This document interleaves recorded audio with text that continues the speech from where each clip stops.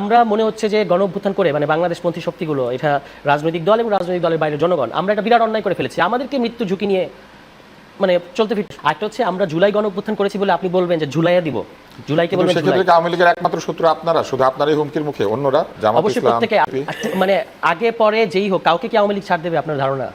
কাউকে আওয়ামী লীগ ছাড়বে না। যদি স্মরণ করে দিই, আপনার নিশ্চয়ই মনে আছে 2006 সালে আওয়ামী লীগ লগি বৈঠার তান্ত্রিকের এই ক্যারেক্টারটা নতুন না। এই ঢাকা শহরে লাশের উপর নৃত্য হয়েছে। মানে সবসময় আওয়ামী লীগ বাংলাদেশকে কি বলেছে, মৌলবাদের যুদ্ধ দেখিয়েছে, ইসলামপন্থার যুদ্ধ দেখিয়েছে। আওয়ামী লীগের সাথে সবচেয়ে বেশি ইসলামপন্থী দল ছিল, এটা নিয়ে কোনো ক্ষতি হয় না। এই টক শোতে বসে ধরেন আমাদের নেত্রী হুমায়রাকে কি ভাষায় একজন বিএনপি নেতা কথা বলেছেন এটাও তো আমরা দেখেছি। মানে আপনি কেউ যদি উদরপিণ্ডি বুদুর ঘাড়ে চাপায় যে এই সরকারের সকল ব্যর্থতার দায় আমাকে নিতে হবে আর এই সরকারের একটা সফলতাও আমার না, এই যে কন্ডিশন, ওয়ারেস দেখা যাচ্ছে যে ডিসিএসপিরা ওই বিএনপি নেতাদের পিএসকে স্যার বলছে, আমরা নিজেরা সাক্ষী। তো এই স্থিতি কিন্তু অথচ এনসিপি কিংস পার্টি এইরকম একটা বাস্তবতার মধ্যে আমরা আছি। ফলে আলোচনাটা স্পেসিফিক হওয়া দরকার।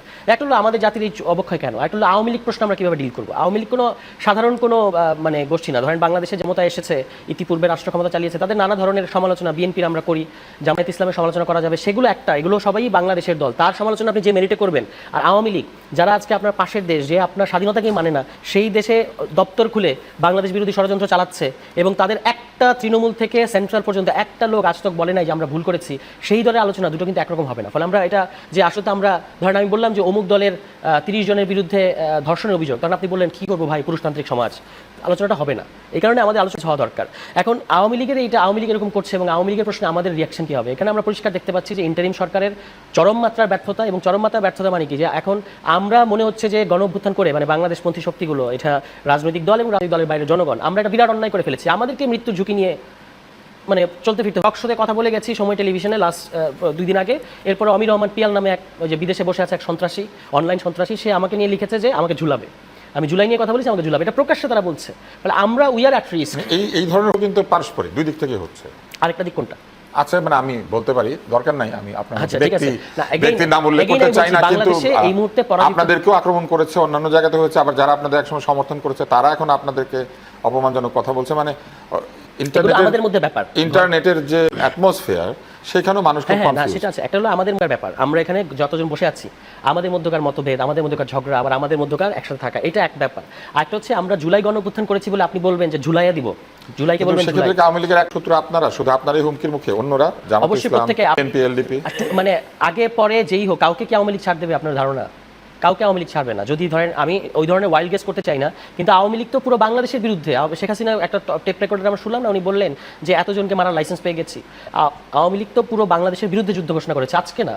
আমি আপনাকে একটা স্মরণ করে দিই, আপনার নিশ্চয়ই মনে আছে 2006 সালে আওয়ামী লীগ লগি বৈঠার তাণ্ডব ছিল। আওয়ামী লীগের এই ক্যারেক্টারটা নতুন না। এই ঢাকা শহরে লাশের উপর নৃত্য হয়েছে এবং সেটাকে 6 জন জামায়াত ইসলামের 6 জন কর্মীকে পিটিয়ে মেরেছে এখানে। বিএনপি, তখন তো বিএনপি জামায়াত সরকার ছিল, ওই সরকারের বিরুদ্ধে আন্দোলন, এবং শেখ হাসিনা বলেছেন একেবারে ওপেন ঘোষণা যে লগি বৈঠা নিয়ে আসেন ঢাকা শহরে, এবং নিয়ে এসেছে। এই পল্টনে লাশের উপর নৃত্য হয়েছে পিটিয়ে মেরে। তো আওয়ামী লীগের এই ক্যারেক্টারটা তো আজকের না। এবং ওই যে ইন্টারেস্টিং হচ্ছে, এই যে আপনারা এতক্ষণ আলাপ করলেন যে আমাদের কালচারাল কন্ডিশন, আমাদের বুদ্ধিভিত্তিক কন্ডিশন নিয়েও কিন্তু আলোচনা করতে হবে যে এইটাকে কারা বাংলাদেশে, যে এটা হলো গণতন্ত্র পুনরুদ্ধার সংগ্রাম হিসেবে কারা ফ্রেমিং করেছে।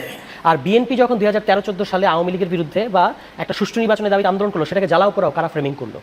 ওইটা বিএনপির ওইটা হয়ে গেল সন্ত্রাসী কার্যক্রম। আর আমাদের এই যে তাণ্ডব, যেটা একেবারে দিওয়ালোকের মধ্যে দেখা যাচ্ছে, পল্টনে আপনি লাশের উপর নৃত্য করছেন, এটি বাংলাদেশের বুদ্ধিভিত্তিক সমাজ বলেছে না যে গণতন্ত্র পুনরুদ্ধার।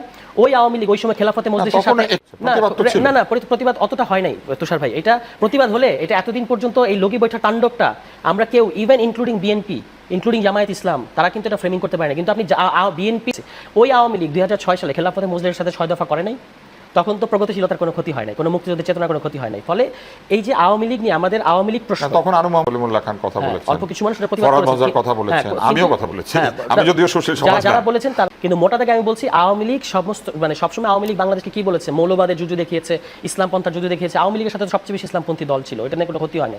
আমি এই যে পলিটিক্যাল যে আওয়ামী লীগের 2 নাম্বারই, এটার কথা বলতেছি। এখন এইখান থেকে আমাদের সেই ইসলামপন্থীরাও তো আওয়ামী লীগকে পচা কাজ করতে বাধা দিল না। মানে আওয়ামী লীগ যে এইসব করতো, ইসলামপন্থীরাও তাদের সঙ্গে যুক্ত হয়েছিল, কিছু যুক্ত হয়েছে। ইসলামপন্থীরা বাধা দিয়েছে, অন্যান্য অনেক দল বাধা দিয়েছে, আবার যারা সুবিধা নেয় তারা সুবিধা নিয়েছে। ফলে যারা, আমরা তো ইসলামপন্থী সেকুলার এইভাবে করছি না। আমরা অগাস্ট মাসে আওয়ামী লীগের বিরুদ্ধে যে ব্লকটা হয়েছে এটা হচ্ছে জনগণ বনাম ফ্যাসিবাদ। জনগণের মধ্যে ইসলাম একটু লেফট লিনিং আছে, একটু ইসলাম লিনিং আছে, এটা সব হচ্ছে থাকবে। একটা অবস্থা যে আলোচনাটার মধ্যে ছিলাম, যে অপমানের সংস্কৃতি, এটা বন্ধ হবে কিভাবে? হ্যাঁ, এটা বন্ধ করতে হবে এবং এটা বন্ধ করার জন্য রাজনীতিবিদদেরকেই সবচেয়ে বেশি ভূমিকা নিতে হবে, রাজনৈতিক দলগুলোকে ভূমিকা নিতে হবে। এখানে বট বাহিনীর কথা এসেছে, তো বট বাহিনী পালে না কোন দল এখন বলেন? সকলেরই হ্যাঁ, আছে। তাহলে শুধু তো একদিকে আঙ্গুল তুললে হবে না, বট বাহিনী সবাই পালছে। কেন পালছে এবং দেখলেই বোঝা যায় যে এটা কোন মন্তব্য কোথা থেকে এসেছে। কাউকে যদি আপনি একটা বেকায়দায় পান, তখন তার বিরুদ্ধে তাকে মানে শুধুমাত্র পলিটিক্যাল বিরোধিতার কারণে তাকে আস্থা করা, এই সুযোগ তো আমি দেখি নাই যে কোনো রাজনৈতিক দল এই সুযোগ নেয় না, এরকম আমি দেখি নাই। তাহলে কথাটা এক পেশে বললে হবে না। এই টক শোতে বসে ধরেন আমাদের নেত্রী হুমায়রাকে কি ভাষায় একজন বিএনপি নেতা কথা বলেছেন, এটাও তো আমরা দেখি। দলের ওই বিএনপির তরফ থেকে, কিংবা ধরেন উনি নিজে এটা নিয়ে কোনো ধরনের একেবারে অন রেকর্ড যেটা বলেছেন, এখনো রেকর্ড আছে, যা বলেছেন টক শোতে কোনো মানে সহ টকশো আলোচক নারী তো দূরে থাক, তার সাথে এরকম করে কেউ কথা বলে নেই। তাহলে আমরা যখন কথা বলবো তখন এই সামগ্রিক চিত্রটা নিয়ে কথা বলতে হবে। আদারওয়াইজ এটা মনে হবে যে আপনি আওয়ামী লীগ নিয়ে কথা বলতে শুরু করেছেন কিন্তু আপনি চলে গেছেন এনসিপিতে। কথা হয়েছে যে অমুক বিরুদ্ধে 30টি ধর্ষণের অভিযোগ আছে, আপনি পুরুষতান্ত্রিক সমাজে চলে গেছেন। ওরকম যেন না হয়, স্পেসিফিক আলোচনা হতে হবে। এবং আপনি যদি মনে করেন যে আপনি একজন গবেষক, তাহলে আমরা আপনাকে এই জন্য কথা বলতে- how can your party can get rid of this kind of attitude? এটা কঠিন, সোশ্যাল মিডিয়া তো পুরোটা আমাদের নিয়ন্ত্রণে নাই। সোশ্যাল মিডিয়া বাদ দিলেও ধরেন যখন আমরা বক্তৃতা দেখছি, যখন মাঠে কথাবার্তা হচ্ছে, আমরা দেখছি যে কারো কারো ভাষা আসলেই মানে কারো কারো ভাষা সবার অনুন্নত ভাষার কথা আমরা বলছি। এটা বন্ধ করার কোনো উপায় আছে কিনা? বা করার কোনো চেষ্টা? ডেফিনেটলি আমাদের কারোর মধ্যে যদি এই ধরনের কোনো কথা দেখা যায়, আমরা এটা সবসময় আপনি যত বেশি সমালোচনা করবেন, গঠনমূলক সমালোচনা করবেন, তত বেশি এটা চাপে পড়বে। আমাদের অনেক নেতারা অনেক সময় যে এমন ধরনের মন্তব্য করেছেন যেটা আসলে মন্তব্য করা ঠিক হয় নাই, তো সেটা যখন দলের অভ্যন্তরে এবং দলের বাইরে যে এটা নিয়ে যখন সমালোচনা হচ্ছে, তখন কি আমরা শুধরাই নাই? তো আমাদের তো সেই রিফ্লেকশন আছে যে আমাদের ভুল থাকলে আমরা সেটা সমালোচনা করবো। কিন্তু আপনি যদি আপনার মধ্যেও থাকতে হবে, প্রত্যেকের মধ্যে এটা থাকতে হবে।